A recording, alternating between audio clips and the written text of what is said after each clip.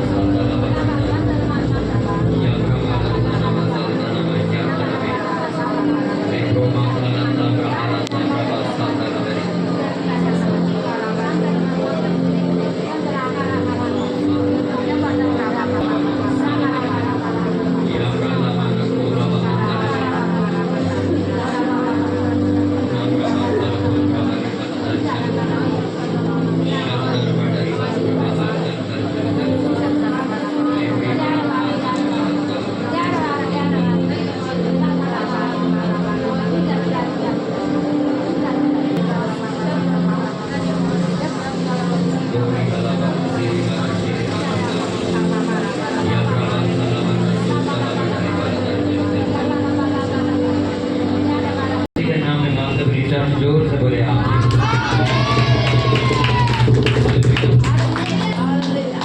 अपने पड़ोसी को बोलो आपका स्वागत है परमेश्वर के घर में। तुम जैसे आए हो वैसे वापस नहीं जाओगे। हालेलुया। गलातियों 6 उसका 7वां वचन में पढ़ूंगा। नए नियम गलातियों की पुस्तक उसका 6वां चैप्टर 7वां वचन हम पढ़ेंगे।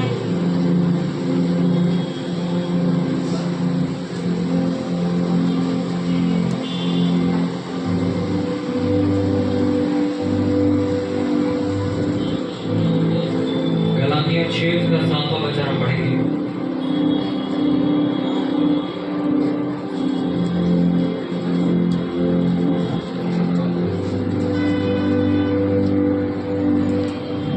गलातियों 6 उसका 7वां वचन हम पढ़ेंगे और सभी लोग निकालने और सभी लोग ध्यान सुनेंगे। धोखा ना खाओ, परमेश्वर ठट्ठों में नहीं उड़ाया जाता, क्योंकि मनुष्य जो कुछ बोता है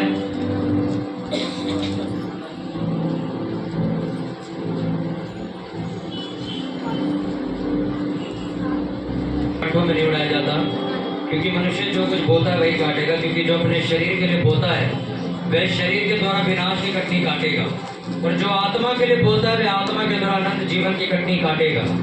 हम भले काम करने में साहस न छोड़ें, क्योंकि यदि हम ढीले ना हो तो ठीक समय पर कटनी काटेंगे। इसलिए जहाँ तक अवसर मिले हम सबके साथ भलाई करें, विशेष करके विश्वासी भाइयों के साथ साथ पढ़ो। आमीन। क्या लिखा?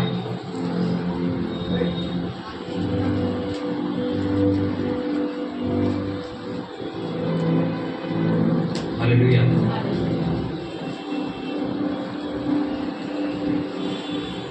अपने पड़ोसी को बोलो, जो शरीर के लिए बोता है वो शरीर की कटनी काटेगा, जो आत्मा के लिए बोता है वो आत्मा की कटनी काटेगा।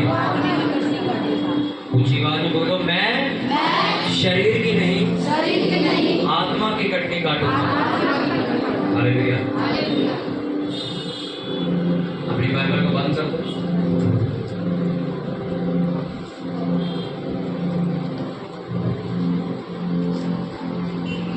आपको मालूम है बहुत सारे वचन नहीं पढ़वाना चाहता, क्योंकि अगर मैं इस वचन के बहुत सारे रेफरेंस निकालूं तो कितने हजारों निकल आएंगे, तो वो सारे नहीं पढ़ाए जा सकते हैं। पर मैं कुछ वचन आपको बताऊंगा। जो शरीर के अनुसार चलते हैं वे शारीरिक बातें सोचते हैं, परंतु जो आत्मा के अनुसार चलते हैं वे आत्मिक बातें सोचते हैं। जो शरीर के हिसाब से चलते हैं वो शरीर के हिसाब से बातें करते हैं, आत्मा के अनुसार चलते हैं वो आत्मा के अनुसार बातें करते हैं। क्योंकि शरीर की इच्छा मृत्यु है, परंतु आत्मा की इच्छा जीवन और शांति है। और जो शरीर के अनुसार चलते हुए परमेश्वर को प्रसन्न नहीं कर सकते। मैं कहता हूं आत्मा के अनुसार चलो, तुम शरीर की इच्छाओं को पूरा ना करो, क्योंकि शरीर आत्मा के विरोध में और आत्मा शरीर के विरोध में इच्छा करता है, और ये एक दूसरे के विरोधी है, ताकि तुम में वह काम न कर सको जो तुम चाहते हो। शरीर के काम तो प्रकट हैं, अर्थात व्यभिचार, अशुद्धता, लज्जाहीनता, मूर्ति पूजा, टोना, बैर, झगड़ा, ईर्ष्या, क्रोध, विरोध, फूट, विधर्म, पंच, ढा, हत्या, पियक्कड़पन और इन जैसे और भी मैंने तुम्हें पहले ही चेतावनी दी है। जैसा कि मैंने पहले कहा था कि जो ऐसे ऐसे काम करते हैं वे परमेश्वर के राज्य में कभी वारिस नहीं बनेंगे, परंतु आत्मा के फल है प्रेम, आनंद, शांति, धीरज, कृपा, भलाई, विश्वास, नम्रता और आत्मसंयम। इनके विरुद्ध कोई व्यवस्था नहीं। जो कोई अपने शरीर के लिए बोता है वह शरीर से भ्रष्टाचार की फसल काटेगा, परंतु जो आत्मा के लिए बोता है वह आत्मा से अनंत जीवन की पटनी काटेगा। हे भाइयों, मैं तुमसे आत्मिक लोगों के समान बात नहीं कर सका, परंतु शारीरिक और मसीह में बालकों के समान बात की। क्या तुम नहीं जानते कि तुम्हारा शरीर पवित्र आत्मा का मंदिर है, जो तुम में वास करता है, जिसे तुमने परमेश्वर से पाया है, और तुम अपने नहीं हो। हे भाइयों, मैं ये कहता हूँ कि मांस और रक्त परमेश्वर के राज्य के वारिस नहीं हो सकते, यानी कि एक शारीरिक आदमी ना ही भ्रष्टता विनाशी का वारिस हो सकती है, क्योंकि हम शरीर में चलते हैं परंतु शरीर के अनुसार लड़ते नहीं। और वे उन लोगों का अनुसरण करते जो शरीर को अशुद्धता के लिए लिप्त करते हैं और प्रभुता का तिरस्कार करते हुए निर्लज, हठी और घमंडी हैं। जो शरीर से जन्मा है वह शरीर है, और जो आत्मा से जन्मा है वह आत्मा है। आत्मा वह है जो जीवन देता है, शरीर का कोई लाभ नहीं। जो बातें मैंने तुमसे कही है वे आत्मा और जीवन है, परंतु प्रभु यीशु मसीह को पहन लो और शरीर की इच्छाओं को पूरा करने के लिए उपाय ना करो। हे प्रियो, मैं तुमसे विनती करता हूँ कि तुम अपने आप को परदेशी और यात्री जानो और उन शारीरिक अभिलाषाओं से बचो जो आत्मा से लड़ाई करती हैं, परंतु तुम शरीर में नहीं परंतु आत्मा में हो। यदि परमेश्वर का आत्मा सचमुच तुम्हें वास करता है, यदि किसी में मसीह का आत्मा नहीं है तो वह उसका नहीं है। क्योंकि यदि तुम शरीर के अनुसार जीवित रहोगे तो तुम मरोगे, परंतु यदि आत्मा से शरीर के कामों को मारोगे तो जीवित रहोगे। परंतु मैं अपने शरीर को मारता हूँ और इसी से मैं वश में करता हूँ, ताकि औरों को प्रचार करके मैं आप किसी योग्य निकम्मा न ठहरूं। सब बोलो आमीन। मत्ती से लेकर प्रकाशित वाक्य तक मैंने आपको सारे को वचन पढ़वा दिए जो शरीर और आत्मा के लिए लिखे गए। इस पूरी लिस्ट को मैं मसीह परिवार में भी डलवा दूंगा, आप लोग इसको प्रिंट करा के रख लें कि पूरी बाइबल एक ही बात की बात करती है। वो बात क्या है मालूम? कि वो व्यक्ति जो शारीरिक है, शारीरिक बातें करता है, आत्मिक नहीं है, आत्मा में जीवन नहीं जीता है, वो शारीरिक बातें बहुत ज्यादा करेगा। वो किसी भी काम को करने से पहले शारीरिक लोगों से सलाह लेगा, शारीरिक फैसले लेगा, शारीरिक बुद्धि इस्तेमाल करेगा, अपना हुनर इस्तेमाल करने की कोशिश करेगा, और जब फेल हो जाएगा तब आत्मा में आएगा, आत्मा की बात करेगा, आत्मिक जीवन जिएगा। और बाइबल में लिखा जो आत्मा के अनुसार चलते हैं वह सफल होंगे। बहुत सारे ऐसे मसीह लोग जो अपना टैलेंट इस्तेमाल करते हैं, अपना हुनर इस्तेमाल करते हैं, ये सोचते हैं कि हम बुद्धिमान हैं, मैं देखता हूँ क्या करना है, मैं कोई हल निकालता हूँ। आपको मालूम, जब भी आप ये बातें करते हो परमेश्वर चुपचाप आपका एक तमाशा देखता है, और वो यही सोचता है अच्छा तू करेगा, ठीक है कर दे। जब जब जब मुझे समझ आ जाए कि मैं नहीं कर सकता, उस दिन मेरे पास आई। जो आत्मा के लिए बोलते हैं वो आत्मा की कटनी काटेंगे, जो कटनी सफलता, आशीष, बरकत, खुशी, धन, चंगाई, ये सब चीजें लेके आती है। पर लिखा जो शरीर के लिए बोता है वो शरीर की कटनी काटता है, यानी कि मूर्खता, गरीबी, बीमारी, दुख, कंगालपन, दुष्टता, ये सारी चीजें आपके जीवन में पैदा होगी। एक किसान को आपने देखा है, चावल की खेती करके वो धान नहीं उगाता है। देखा कभी किसी किसान को चावल बोया हो वो गेहूं रहा है? हुआ है कभी ऐसा? हाँ के ना? या किसी ने गेहूं बोया हो तो चावल उग रहा हो वहां पे? हो सकता है ऐसा? कभी नहीं। या किसी ने आलू की खेती की हो तो वहां प्याज उगने लग गया है, आम उगने लग गया, अमरूद उग रहा है वहां पे? होता है कभी ऐसा? जब भी किसी के बाग में आम उगता है, आप हिमाचल जाओ शिमला की तरफ, बहुत टॉप पे बहुत ऊंचाई पर चले जाओ, वहां पर सेब की खेती होती है, आपको मालूम हो, सेब के पेड़ होते हैं, सेब के खेत होते हैं। अच्छा, वो लोग आम की खेती नहीं करते तो सेब मिले, वो सेब ही बोते हैं इसलिए सेब उन्हें मिलता है। कितनों को बात समझ आई? तुमने अगर आलस बोया है, आलस काटोगे। तुमने कंजूसी बोई है, कंजूसी काटोगे। तुमने इग्नोर किया परमेश्वर की बातों को, तुम भी इग्नोर किए जाओगे। तुमने मजाक में लिया परमेश्वर को, वो भी तुम्हें मजाक में लेगा। इन दोनों चीजों में फर्क क्या मैं आपको बताऊं। आपका मजाक में लेना छोटी चीज है, पर जिसने दुनिया बनाई है अगर वो आपके साथ मजाक करे तो आपकी जिंदगी बर्बाद हो सकती है। हाँ के ना? समझ लो एक व्यक्ति साइकिल से गिरता है तो उसको चोट लगती है क्या? हल्की फुल्की लगती है, गोटे पे लग जाती है, हाथ पे लग जाती है, बाजू पे लग। पर एक व्यक्ति का कार से ट्रक में एक्सीडेंट हो जाए, वो जान गंवा देता है। एक्सीडेंट तो दोनों ही है, एक साइकिल से गिरा, एक ट्रक से टक्कर होकर गिरा। ऐसा क्यों कि वो वाला मर गया, ये वाला बच गया?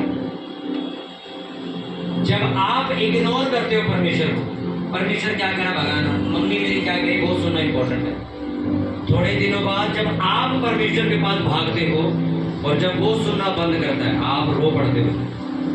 क्योंकि आप सोचो, जो तुम्हें रोटी दे रहा है, जिंदगी दे रहा है, सारी बरकत वही देगा, सब कुछ उसी ने देना, वही आपकी सुनना बंद कर दे। कहाँ जाओगे तुम? किसके पास अप्रोच लगाओगे? कौन से सुप्रीम कोर्ट में आप पिटीशन फाइल करोगे? आप कौन सी एफआईआर करवाओगे? आप कुछ नहीं करवा सकते। आपको परमेश्वर ने भगा दिया है, सोचो आप क्या करोगे। किन लोगों के साथ ऐसा होता है? वो लोग जो शरीर के मुताबिक चलते हैं, जिन्हें ऐसा लगता है कि मुझे परमेश्वर की जरूरत नहीं है, मैं अपने आप सब कुछ कर सकता हूँ। बाइबल में लिखा, मैं जो हूँ सो हूँ। मूसा पूछता है ना परमेश्वर का नाम, परमेश्वर आपका नाम क्या? वो कहता है मैं जो हूँ सो हूँ। मैं शब्द किसने इस्तेमाल किया? पहली बार किसने इस्तेमाल किया बाइबल में? परमेश्वर ने। सबसे पहला शब्द जब बोला मैं, किसने बोला था? परमेश्वर ने। अगर आज आप वो शब्द अपने ऊपर लगाने की कोशिश करोगे तो क्या होगा? मैं घर चला रहा हूं, मैं पैसा कमाऊंगा, मैं करके दिखाऊंगा। तुम परमेश्वर की पदवी लेने की कोशिश कर रहे हो। मैंने आपको इतने सारे वचन क्यों पढ़ा, उसके पीछे कारण कि आप पूरी बाइबल को ये ना समझो कि सिर्फ पौलुस ने इस बारे में बात करी है। आपको याद है यीशु मसीह के पास एक बहुत बड़ा धर्म गुरु जाता है, निकोदेमुस नाम का, याद है कि नहीं? वो जाके यीशु मसीह को बोलता है मैं नया जन्म पाने के लिए क्या करूं? कहते हैं नया जन्म वही पा सकता है जो आत्मा से जन्मा। पढ़ा है कि नहीं पढ़ा? कितनों ने पढ़ा? हाथ दिखाओ जरा।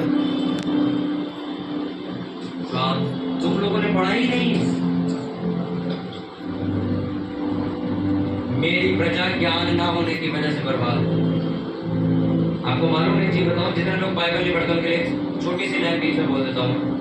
आपके घर में लाइट है, ट्यूबलाइट भी लगी है, करंट भी आ रहा है, आपको पता नहीं है बटन का, जिंदगी काटोगे अंधेरे। आपको बटन नहीं पता कहाँ है। वही हाल है जो बाइबल जिन्होंने नहीं पढ़ी। तुम्हारे पास सारी दुनिया की आशीष पड़ी है घर में, तुम जो चाहे मांग सकते हो अगर तुम नियम के हिसाब से चलो। वो नियम क्या है? वो पढ़ा ही नहीं, पता ही नहीं, और जिंदगी गरीबी में काट दी। एक पास्टर, एक बड़े सीनियर पास्टर के पास जाके कहता मैं बहुत गरीब हूँ, मैं परमेश्वर की सेवा करता हूँ, मैं क्या करूँ? तो सीनियर पास्टर जो थे उन्होंने कहा तू बाइबल नहीं पढ़ता क्या? कहते पढ़ता तो हूँ। कहते उसी में हल लिखा जा ढूंढ। वो चला जाता है, महीनों तक बाइबल पढ़ता, उसको नहीं मिलता। वो फिर वापस आता है, कहता मैं अभी भी गरीब हूँ, मैं क्या करूँ? कह रहे बाइबल में लिखा है तेरी गरीबी कैसे खत्म होगी, जा पढ़ और ढूंढ ले। और फिर जाता, फिर पढ़ना शुरू करता, फिर जाता, फिर पढ़ता, फिर जाता, फिर पढ़ता, उसको मिल नहीं रहा। कुछ साल बाद कहता मैं थक गया, मैंने 10 बार पढ़ लिया, मुझे नहीं मिला। उसने कहा बाइबल दे। उसने बाइबल मंगाई, नया नियम खोला, पहली किताब मत्ती की, उसी में लिखा हुआ है कि जो तुम परमेश्वर को दोगे वो शोक न करके तुम्हें वापस करेगा। चुपचाप खड़ा हो जाए। कहते यही तो हल है तेरा। उसका मतलब क्या था? वो बाइबल पढ़ रहा था पर ध्यान से नहीं पढ़ रहा था। आपके मसले का हल इसी में लिखा है, आप पढ़ते ही नहीं। मास्टर ने बोला देख क्या लिखा है, मलाकी 3:10 में देख क्या लिखा है। अगर तू दशवांश बोना शुरू कर दे, अगर तू भेंट बोना शुरू कर दे, मैं तेरा परमेश्वर आसमान खोल दूंगा, इतनी तेरे को बरकत दूंगा। फिर उसने पूछा दशवांश बोता है, कहता नहीं। भेंट बोता है, कहता नहीं। ऑफरिंग देता है, नहीं। तो फिर गरीब भी होगा, कहां जाए। परमेश्वर ने बोला ये चाबी खोल, ताला खुल जाएगा। तू कह रहा चाबी मेरे पास है। उसने उस वचन को सुना, घर चला गया और उसने उस दिन वायदा किया परमेश्वर में कभी दशवांश की चोरी नहीं करूंगा। उस दिन से उसने दशवांश बोना शुरू किया, भेंट बोनी शुरू करी। उसने पागलों की तरह परमेश्वर के राज्य में पैसा बोना शुरू किया। उसकी गवाही थी उसी चर्च में कि वो अपने एरिया का सबसे अमीर पास्टर बन गया, गरीबी से निकल के। वो कहता बस में जाने के मेरे पास पैसे नहीं थे, मेरी अपनी गाड़ी है। सुनो, उस सीनियर पास्टर ने कुछ क्या उसको पढ़ के दिया था क्या? कोई पर्ची नहीं थी लिख के, कुछ ऐसा कुछ खाने को दिया था, कुछ भी नहीं दिया। उसने कहा भाई साहब ये जो हाथ में लेके घूमते रहते हो ना नीली किताब, इसे पढ़ भी लिया करो। जो तुम मेरी जान आगे खा रहे हो ना वो उसी में लिखा हुआ, पढ़ो उसको। उसने जैसे ही पढ़ा गरीबी से बाहर आ गया। अब सोचो, मैं आपको शरीर और आत्मा की बात बता रहा हूं, मैंने पढ़ाई नहीं है, बल्कि ये तो सबसे फेमस वचन है बाइबल का कि धर्म गुरु निकोदेमुस नाम का यीशु मसीह के पास आके कहता है क्या नया जन्म पाने के लिए कोई अपनी माता के गर्भ में वापस जाएगा क्या? यीशु मसीह कहते हैं नहीं, तुम्हें आत्मा से जन्म लेना होगा। लिखा हवा किधर से आती और किधर जाती किसी को पता नहीं। कहां से आती हवा मालूम है आपको? आप बता सकते हो एक प्लांट लगा यहाँ से हवा चालू होती, जाती कहां है मालूम है? कहीं नहीं पता। उसने कहा उसी तरह एक आत्मा में जीने वाला व्यक्ति ऐसा ही है। तुम्हें कभी पता नहीं चलेगा वो क्या बात कर रहा है, वो क्या फैसला ले रहा है, वो सुबह उठ के क्या बोल देगा, तुम्हें कुछ नहीं पता। उसने कहा जब तुम ऐसे बनोगे, क्योंकि बाइबल में लिखा परमेश्वर आत्मा है, शारीरिक नहीं। अगर तुम शारीरिक हो तुम परमेश्वर को ना तो देख सकते हो, ना तो उसे सुन सकते हो, ना उससे बात कर पाओगे। बाइबल में लिखा तुम्हें परमेश्वर जो आत्मा है, तुम्हें आत्मा में ही आना पड़ेगा। अब आत्मिक व्यक्ति कैसे बना जाता है वो मैं आपको बताता हूं। अपने शरीर की इच्छाओं को लिखा मार दो। जो तुम्हारा शरीर करने को कहता है, जो तुम्हारा मन कहता है ना, मन कर रहा है मेरा मन कर रहा है मैं ये करूं। लिखा जब तुम्हारा शरीर तुम्हें कह रहा है कुछ करने के लिए, तुम्हारा मन तुम्हें कुछ कह रहा है करने के लिए, तुम्हारे इमोशंस तुम्हारी भावनाएं तुम्हें कुछ करने को कह रही हैं, उससे मना करो और वो करो जो बाइबल कहती। लिखा तुम आत्मिक इंसान बनो और आत्मिक चीजों को समझ पाओगे। और जो परमेश्वर आत्मा में रहता है वो तुम्हारी बात को सुनेगा और तुम्हें अपनी बात सुनाएगा। एक शारीरिक व्यक्ति कौन है? आप उसको उपवास रखने के लिए बोलोगे, उसको भूख लग जाएगी और वो उपवास तोड़ देगा। इसका मतलब वो एक शारीरिक आदमी, वो रोटी के बगैर जी नहीं पा रहा। आप एक लड़के से एक लड़की से फोन छीन लो, वो एक रात भी बर्दाश्त नहीं कर पाएगा। आप नाइट प्रेयर में बुला दो, शुक्रवार को जब फोन घर रख के आई हो, वो मैं लिख के तो कभी फोन घर रख के नहीं आया, क्योंकि वो उसके लिए वो उस फोन का गुलाम बन चुका है। क्या लिखा? यीशु मसीह कहते जब तुम सत्य को जानोगे सत्य तुम्हें आजाद कर देगा। लोग कहते हैं हम किसी के गुलाम नहीं है तो आजादी कहां से मिलेगी? कहते जिस चीज को तुम शैतानी चीजों को फॉलो करते हो, जब पाप करते हो तो तुम पाप के गुलाम बन जाते हो। तुम्हें उस गुलामी से मैं बाहर निकालूं। आप फोन के गुलाम बन चुके हो, इंटरनेट के गुलाम बन चुके हो। आपको सुन के शर्म जरूर आ रही होगी। आप खुद नोटिस करो, आप वॉशरूम जाते हो तो फोन साथ लेके जाते हो। आप सुबह उठते हो ऐसे फोन डालते हो चेक करो, ऐसे आगे खुलती नहीं ऐसे चेक करो। इसका मतलब क्या? तुम गुलाम बन चुके हो उसके, तुम जी नहीं पा रहे हो मोबाइल के बिना। इंटरनेट डला नहीं, आप रात को 12 बजे फोन करते हो, भाई 299 का रिचार्ज करते हैं, मेरा नेट खत्म हो गया भाई रिचार्ज कर दे। आप एक रात भी बर्दाश्त नहीं करते हो कि सुबह दुकान पे जाकर रिचार्ज करा लूं। आप रात को फोन खड़का देते हो, भाई मेरा 1 महीने का रिचार्ज कर दे फटाफट। इसका मतलब क्या है? एक जैसे आप किसी व्यक्ति को देख रहे हो ड्रग्स लेता है, इंजेक्शन लगाता है, बस फर्क इतना आप मोबाइल का ड्रग्स ले रहे, आप उसके बगैर जी नहीं पा रहे, आप तड़प रहे हो। अगर आपका फोन स्विच ऑफ हो जाए, एक बच्चा जो ये कहता है ना मैं कमाता नहीं हूँ, उसका फोन टूट जाए तो 2000 रुपये इंतजाम करके लाएगा फोन ठीक कराने के लिए। आपको मालूम, वो 2000 रुपये इंतजाम कर लाएगा। उसने कहा अगर शरीर के हिसाब से चलोगे तो लिखा मरोगे। अगर आत्मा के हिसाब से अगर आप चलोगे तो लिखा तुम वो कटनी काटोगे जो काटने के लिए परमेश्वर ने तुम्हें बुलाया है। अब आपने बोया क्या? आपको मालूम आपने क्या बोया? आपने नींद बोई है अपनी जिंदगी। जब परमेश्वर तुम्हें कान में आके कह रहा था उठ और प्रार्थना कर, प्रार्थना कर, प्रार्थना कर, तुम सो गए। ये तुमने शारीरिक काम किया। अब जब इसकी फसल उगेगी, एक गंदी पिक्चर तुमने देखी, उसके ख्याल तुम्हें जिंदगी भर आते रहे। इसका मतलब अब आप कहो यार मैंने तो यार 4 दिन पहले देखी थी, आप गंदे सपने मुझे अभी भी आ रहे हैं। भाई साहब आपने बीज बोया था, फसल नहीं उगेगी क्या? आपने बीज बोया, गंदी पिक्चर देखी, अब वो फसल उग गई है, अब वो आपको तंग कर रही है। आप फिर से गंदी पिक्चर देखो, फिर से एक नई फसल उगती है, और ऐसे आपने खेत तैयार कर लिया पूरा, और अब वो आपको जीने नहीं दे रहा। आज पास्टर जी अब हम क्या करें? आपको उन चीजों को जो आपके मन को खुश करती है छोड़ना होगा। आपको बंद करनी होगी वो चीजें। आपको लगता है कि मैं इंटरनेट से ज्यादा जुड़ चुका हूं, इंटरनेट डलवाना बंद कर दो आज से। आपको लगता है कि मैं लोगों के घरों में शादी पार्टियों में ज्यादा जाने लग गया हूं, बंद कर दो आज से जाना। बाइबल में लिखा अगर तुम शारीरिक हो, तुम शारीरिक चीजें काटोगे। शारीरिक चीजें क्या है? दुख, कलेश, गरीबी, शैतानी अटैक, कंगालपन, लुच्चपन, ये तुम्हारे जीवन में, तुम्हारे परिवार में होने लग जाएंगे। लिखा अगर तुम आत्मिक जीवन जियोगे तो क्या होगा? आशीष, बरकत, फलवंत होना, धन की आशीष मिलना, चंगाई लेना, कभी बीमार ना पड़ना, ये सारी चीजें तुम्हारे घर में आ जाएंगी। पर आत्मिक जीना इतना आसान नहीं, लोग इसको मुश्किल बना चुके हैं। आप सोच के देखो, आप सारी रात सो के आए हो, पर संडे जब वर्शिप होती तब भी तुम उबासी मार रहे होते। अपने आप से बोलो लानत है तेरे पे, 8 घंटे सो के अभी भी तेरे को नींद आ रही। इसका मतलब तुम शरीर के गुलाम हो चुके हो, तुम इतने आलसी हो चुके हो कि सारी रात सोने के बावजूद भी सुबह तुम्हें नींद आ रही है, और तुमसे ताली नहीं बजाई जाएगी परमेश्वर।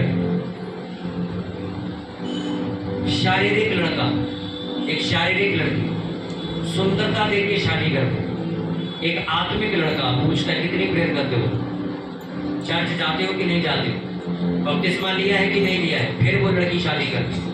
और एक शारीरिक परिवार क्या करता है आपको मालूम? वो कहता कोई बात नहीं, अच्छा लड़का जी ब्याह दो इसको। आप फोन करते पास्टर साहब हमारी लड़की दुखी, हमारे लड़के के साथ ऐसा हो रहा, हमारे घर में अब ऐसा हो रहा है, अब वैसा हो रहा है, वैसा हो रहा है। क्या बोला मैंने? फिर सुनो वचन में क्या लिखा? तुमने जो बोया है शरीर के लिए, अब शरीर उगेगा। शरीर कभी आपको अच्छी चीजें नहीं दे सकता। अब आपके घर कलेश शुरू होंगे।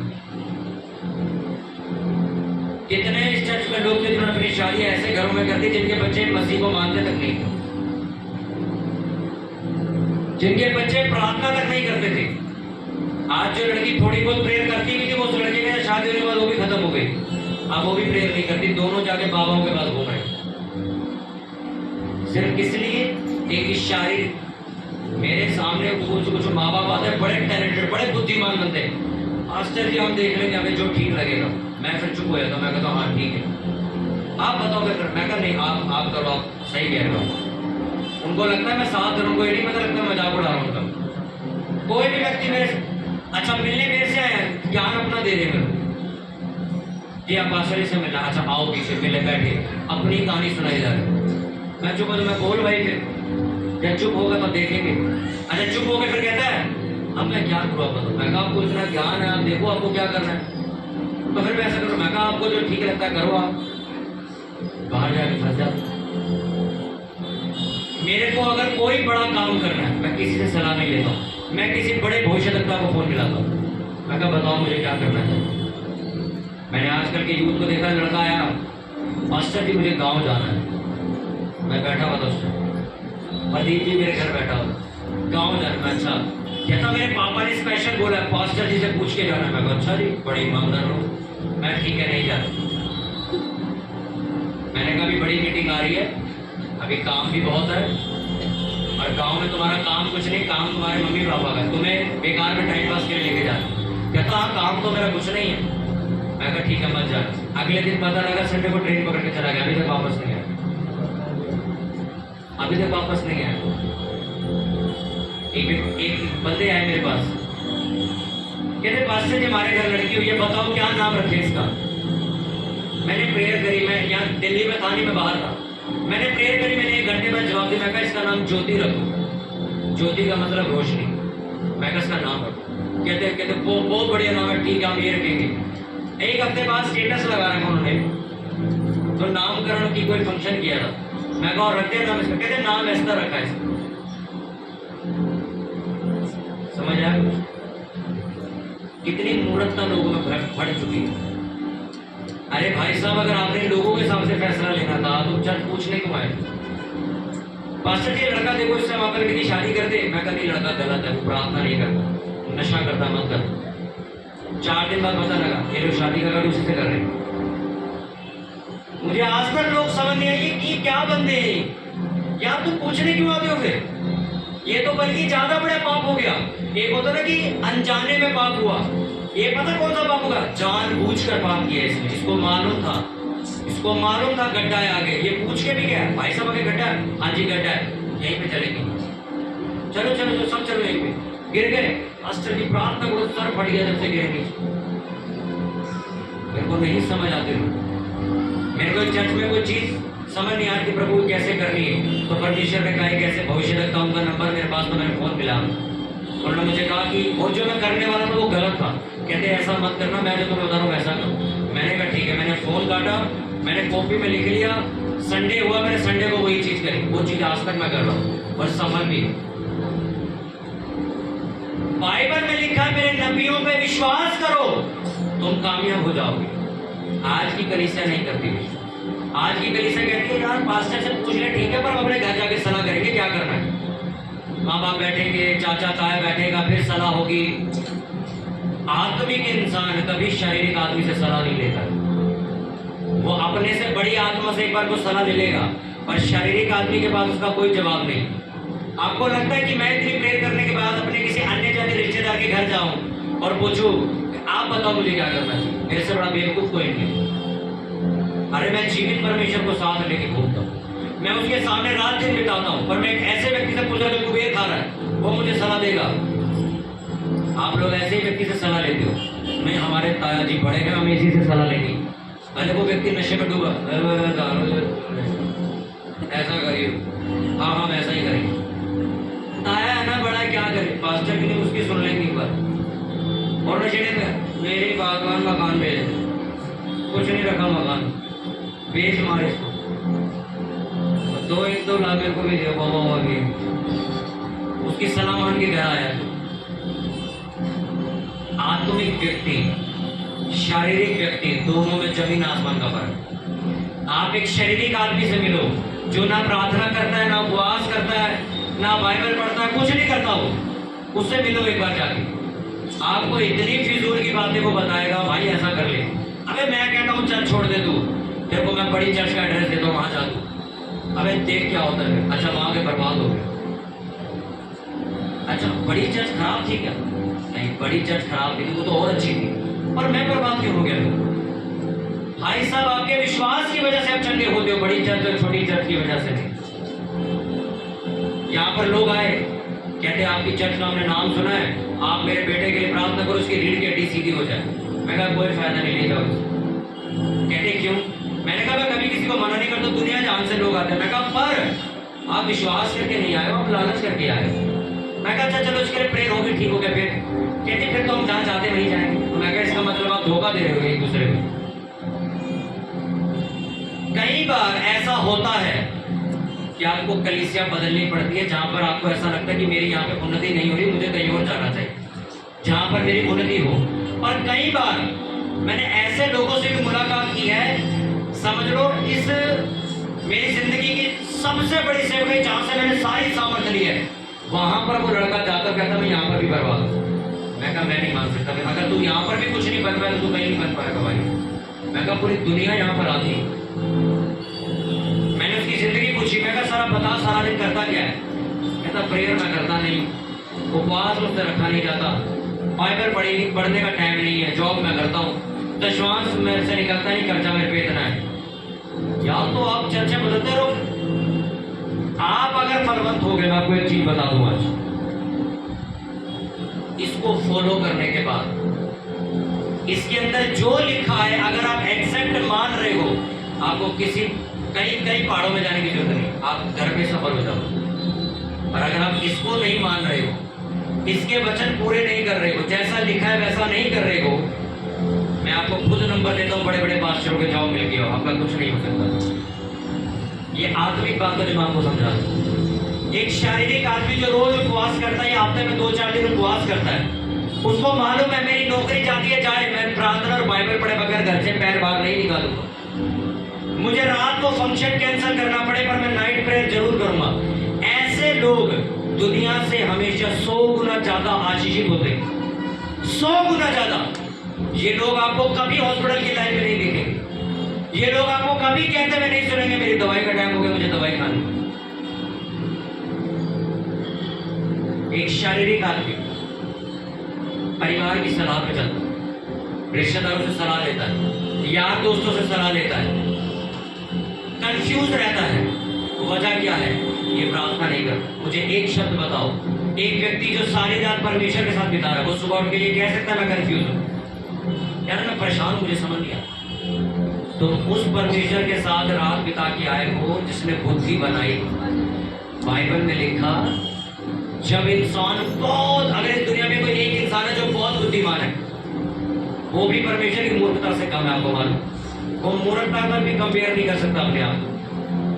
इस दुनिया का सबसे ताकतवर आदमी भी परमेश्वर के नाखून जितना भी नहीं। जिस परमेश्वर ने बुद्धि बनाई, उस परमेश्वर के साथ आप रहते हो, बात करते हो, आपको मूर्ख रखेगा क्या? उसने तो अपने वचन में कहा है कि मैं मूर्खों को बुद्धिमान बनाऊंगा, दूसरे लोगों को शर्मिंदा करने के लिए जो अपने आप को ज्यादा बुद्धिमान समझते हैं। और आप कह रहे हो कि मुझे समझ नहीं आ रहा। भाई साहब, आप प्रार्थना नहीं करते, सच्चाई है। इस चर्च में आके लोग पागल बनाने की कोशिश करते हैं। मैं 9 घंटे प्रार्थना करता हूँ, अच्छा, मैं 24 घंटे उपवास करता हूँ, अच्छा, मैं बाइबल तो मैं पढ़ता ही रहता हूँ, अच्छा, दिक्कत क्या है? मेरा घर उजड़ गया। मैं कहा नहीं हो सकता, झूठ बोल रहा है। यार नहीं पास्टर जी, मैं सच बोल रहा हूँ। मैं कहा कभी नहीं हो सकता, मैं खुद एक प्रार्थना करने वाला इंसान हूँ, ऐसा नहीं हो सकता। आप परमेश्वर के साथ इतना समय बिता दो, उसने तुम्हारा घर उजाड़ दिया? नहीं, मैं मान नहीं सकता। बड़े दिन तक बोलता रहा, नहीं आप विश्वास करो, विश्वास करो। उसकी वाइफ आ गई एक दिन चर्च, उसकी वाइफ को लेके आया, तो वो हस्बैंड वाइफ कैसे मिले? मैंने उसकी वाइफ से पूछा, मैंने कहा ये सारा दिन क्या करती है? कहता ये सारा दिन गलती पिछड़े देखता है। उस आदमी का मुंह नहीं खुला मेरे साथ। आप पागल यार, मैं प्रेयर कर रहा हूं, मुझे सुबह जवाब मिलता है, आप कह रहे हो मैं प्रेयर करता हूं मेरा घर उजड़ गया। ऐसा नहीं हो सकता। अगर ऐसा होने लग जाए तो परमेश्वर जो शैतान की जगह ले रहा है, इसका मतलब आपके घरों में दुख देना, आपके घरों को खराब कर देना, आपको बीमारी और दवाइयों पे लगा देना, ये परमेश्वर का काम नहीं है, ये शैतान करता है। बाइबल में लिखा ना अच्छी तरीके से ना बुरे तरीके से परमेश्वर किसी की परीक्षा नहीं करता। आपने कुछ ऐसी गलती की है जो आपके ऊपर बीमारी है, नहीं हम तो सही चल रहे, नहीं हम तो, ऐसा नहीं हो सकता। आप ढूंढो, ऐसा नहीं हो सकता। उसने कहा है मैं तुम्हें दुख देके खुश नहीं होता हूं, मैं दुख नहीं दे सकता तुम्हें। अगर मैं जिस दिन दुख देने लग जाऊंगा तो शैतान फिर क्या ही रह जाएगा? तो बात ही परमेश्वर ने दुख दिया है। आज जब किसी को फायर प्रेयर करते हो, डांटते हो, क्या बोलते हो? शैतान के काम नाश हो। और अगर आप ये बोलो कि परमेश्वर ने गरीबी दी, तो आप क्या बोलोगे? परमेश्वर के काम नाश हो। आपकी तो बाइबल उल्टी हो गई। फिर आप समझो, बुद्धि लगाओ, आपके पास जो भी कुछ चीज नेगेटिव या गलत है वो शैतान की वजह से, आपने कोई गलती की है। परमेश्वर आपको दुख देके कुछ नहीं। शारीरिक मत बनो। सुबह उठे, थोड़ा सा शरीर में दर्द हुआ, आज मैं चर्च नहीं जाऊंगा। आदमिक लोग 104 बुखार में भी चर्च आते हैं। मैं अपने मेरे भी बताती थी, लेडीज से आती मेरे को बोलती है बार बार, दवाई खा रहे हैं हम, तबियत खराब है। मैं कहा बात मत सुना करो, इग्नोर कर दिया। अरे आपके पास सारा दिन शैतान की तारीफ करने का टाइम है, हमारे पास नहीं। हम कभी शैतान की तारीफ नहीं करते। हम हमेशा ये बोलते परमेश्वर ने मुझे बहुत दिया, देखो मेरा शरीर कितना अच्छा है। कुछ में आदत होती है, जब भी आप उनसे मिलोगे अरे बहन जी मेरे पेट में बड़ी दिक्कत, अगले हफ्ते बहन जी मेरी कमर में बड़ी दिक्कत, फिर अगले हफ्ते बहन जी मेरी चमड़ी में पता नहीं क्या हो गया, फिर अगले हफ्ते बहन जी पता नहीं मेरे सर में क्यों चक्कर से आ रहे। मैं सुबह उठा, मेरा सर इधर इधर गिर रहा था, मेरे से बर्दाश्त नहीं हो रही थी, ऐसी दर्द हो रही थी। क्या करूं, मैं चर्च लाऊं? मैंने चाय भी खुद बना के आ गया चर्च, हो गया सर दर्द। शैतान पूरी कोशिश करता है इसे चर्च जाने से रोका जाए, क्योंकि मैं ये बात जानता हूँ यार, हम तो बीमारी निकालते हैं कि हमारे अंदर कहाँ घुस रहा है। इसका मतलब ये हवा है जो हमें रोकना चाहती है। एक आत्मिक व्यक्ति इस अटैक को समझ जाता है। एक शारीरिक व्यक्ति क्या करता है, एक सर दर्द की भी दवाई लेने हॉस्पिटल जाता है। मेरे को तो पहली बार जब लोगों ने कहा जुकाम की दवाई लेने, मैं जुकाम की भी दवाई आती है। हमने तो बचपन से यार जुकाम है मम्मी हमारी साफ कर देती थी, हम कहते थे शीरा पी लो, बेसन का ये बना लो, वो पी लो। जुकाम की भी दवाई लेने जाते हो आप, सर दर्द की भी दवाई लेके आ जाओ। सोचो तुम अपने शरीर के कितने गुलाम बन चुके हो। एक छोटा सा तुम्हें दर्द होता तुम हॉस्पिटल चल। मुझे आज भी याद है 2017 में बहुत तेज बारिश हो रही थी, हद से ज्यादा तेज, और तब मेरे मम्मी पापा बहन कोई भी मसीह में नहीं था, सिर्फ दीदी और मैं ही मसीह में थे और कोई चर्च नहीं जाता था। तो मुझे अकेले ने चर्च जाना था, बाइबल बैग में डाली। अब मैंने कहा यार बारिश आ रही और मेरे को 103 बुखार था उस दिन। तो मम्मी तो मसीह में थी नहीं, वो तो यही कहेंगी कि मत जाओ, और मैं तो आदत बन चुकी थी अब जाने जाना, चाहे लड़के जाओ चाहे कलेश करके जाओ, चर्च छोड़ना ही नहीं, कुछ भी हो जाए। तो मैंने कहा चर्च तो जाएंगे। तो मैंने बैग को ढका, मैं भागता हुआ रिक्शे में बैठा, मेट्रो में चढ़ा। मेट्रो में गीला होने के बावजूद एसी चल रहा था और साउथ दिल्ली मालवीय नगर जाना था मेरे। मेट्रो में मेरी बहुत हालत खराब थी, मैं ऐसे सर रख के पीछे बैठता, क्योंकि आपको मालूम होगा जब बुखार 103 पहुंचता आपको चक्कर आते, आप सीधा नहीं बैठ सकते, आपका मन करेगा कि मैं लेटूंगा। और मैं कभी ऐसे टेक लगा रहा हूँ, कभी कुछ कर रहा हूँ। मैं मालवीय नगर स्टेशन पे उतरा, मैं स्टेशन पे गया, वहां से रिक्शा लेके भी और आगे जाना था। वहां से रिक्शा लिया, चर्च का एड्रेस बताया, चर्च उतरा, चर्च में पहुंचा। मैंने सोचा चर्च में थोड़ी देर जगह नहीं, क्योंकि मैं 3 घंटे पहले चर्च जाता था। शुक्रवार शाम को 7 बजे चर्च लगती थी, मैं 4 बजे चर्च जाता था, क्योंकि दरी बिछाने का काम मेरा था। तो मैं चला गया, मैं कहा थोड़ी देर जाके मैं सो जाऊंगा या लेट जाऊंगा, यार मेरे से चला नहीं जाना। मैं चर्च में एंट्री हुआ, सर मेरा बुखार खत्म हो गया, मैं सेवा करने लग गया। उस दिन पहली बार मुझे एक बात समझ आई थी, और उन पास्टर ने मुझे बताया कि ये एक आत्मिक इंसान की निशानी है कि आपको शैतान जब रोकता है तो आपको बेवजह का कुछ भी दे सकता है। आप लड़के इधर तक आगे वो चला गया। तो एक पास्टर ने मेरे पास सिखाई थी, उस दिन से आज तक मुझे बात याद है। आज भी कभी संगति होती है चर्च में, या कहीं हाउस मीटिंग पे जाना है, या संडे चर्च है, वीरवार चर्च है, हालत मेरी जितनी मर्जी खराब हो, मुझे मालूम है मेरे साथ जानबूझ के किया जाता है। और मैं चर्च, आप देखो मैं बैठा, मैं ठीक हूँ, पर सुबह मेरी हालत, उससे मेरी हालत खराब हो गई, क्योंकि सो नहीं पा रहा था मैं।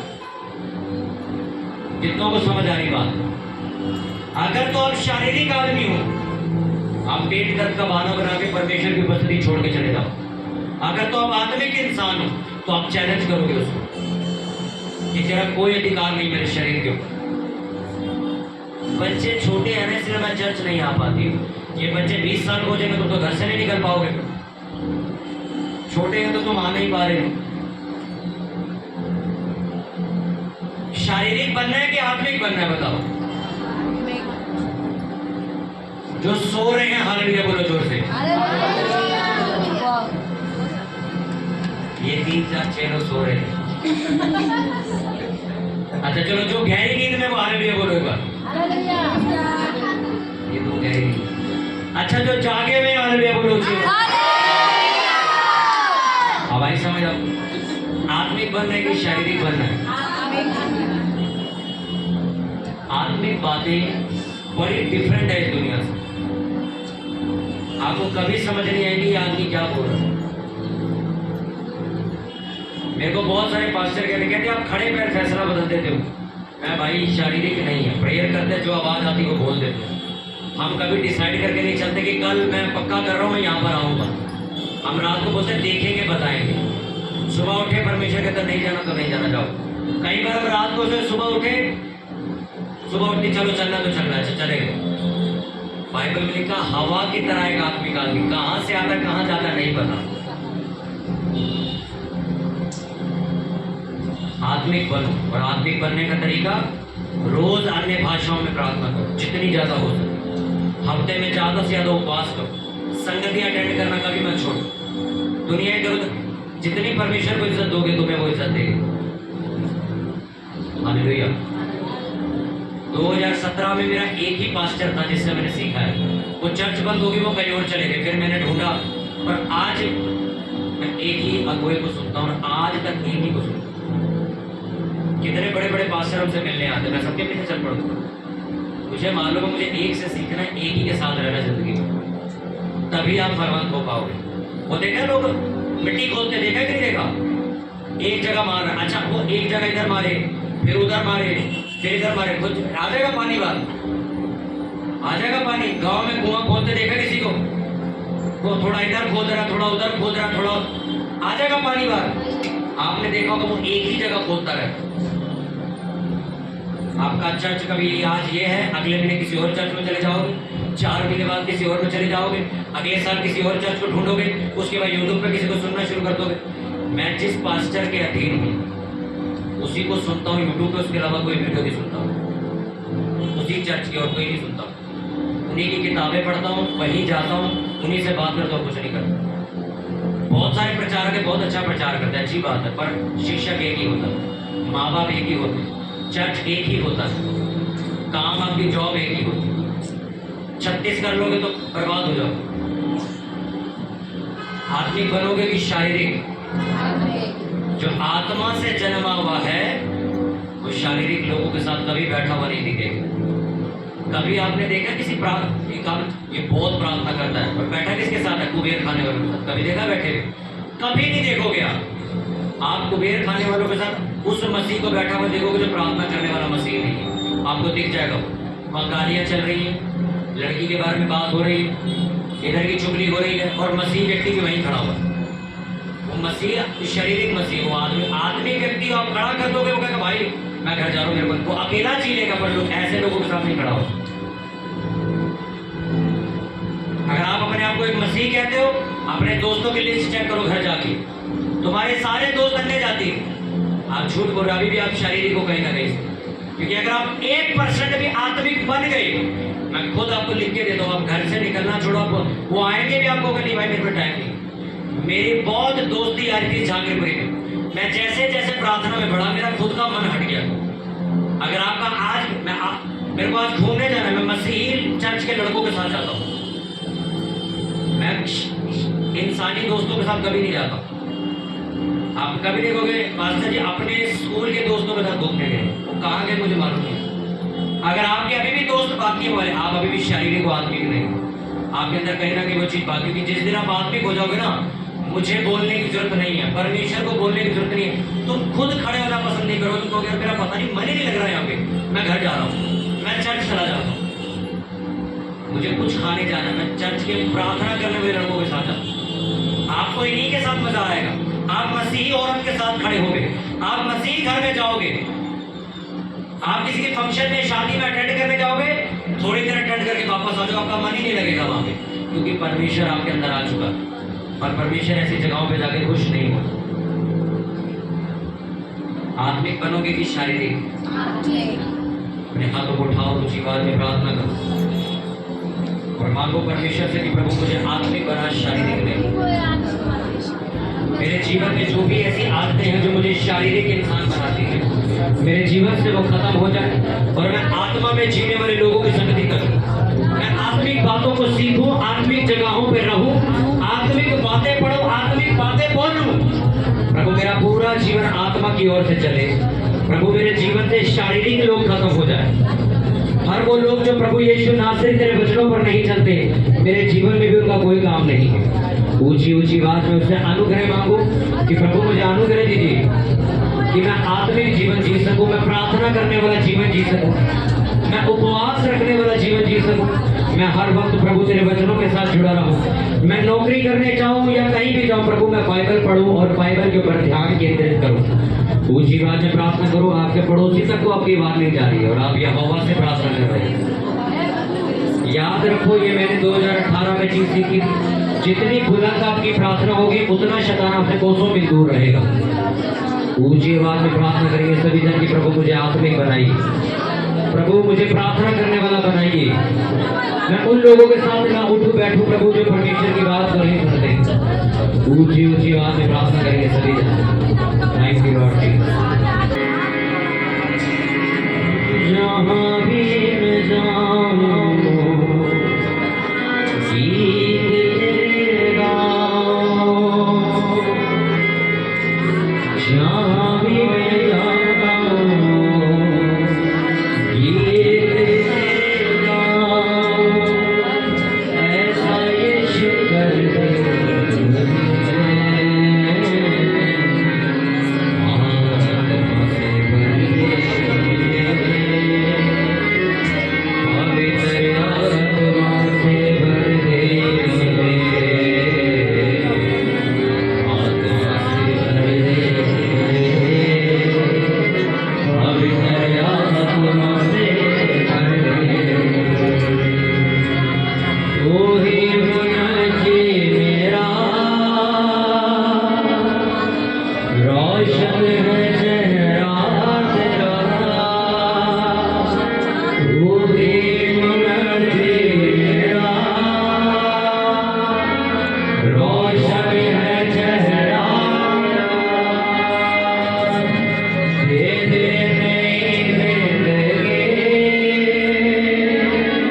सब कुछ बदल दे मेरा, नई जिंदगी का सब कुछ बदल दे मेरा। जहाँ भी मैं जाऊँ गीत तेरे गाऊं, जहाँ भी मैं जाऊँ गीत तेरे गाऊं, जहाँ भी मैं जाऊँ गीत तेरे गाऊं, जहाँ भी मैं जाऊँ गीत तेरे गाऊं, ऐसा यीशु कर दे मुझे, आत्मा से भर दे मुझे, पवित्र आत्मा से भर दे मुझे।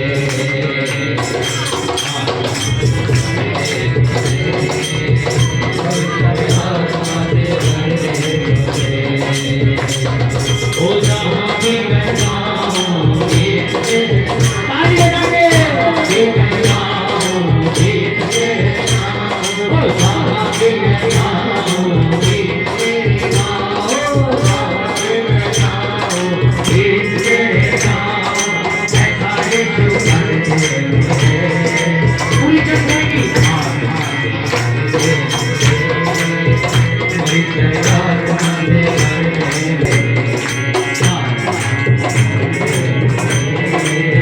पवित्र आत्मा से भर दे मुझे।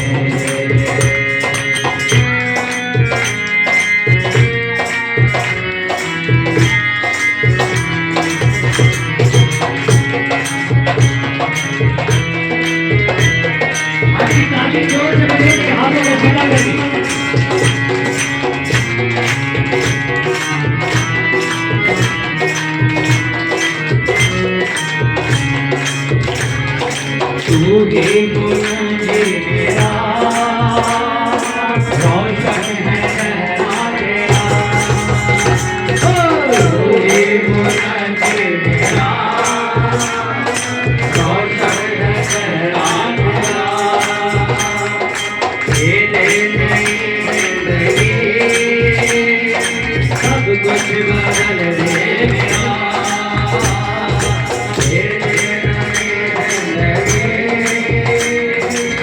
कुछ बदल दे मेरा।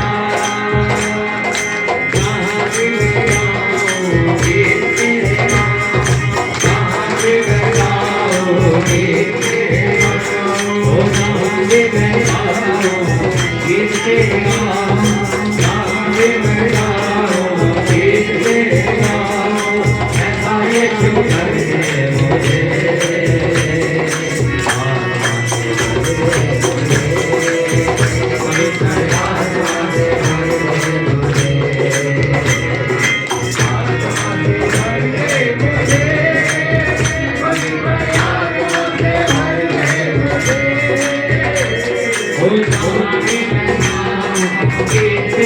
Oh,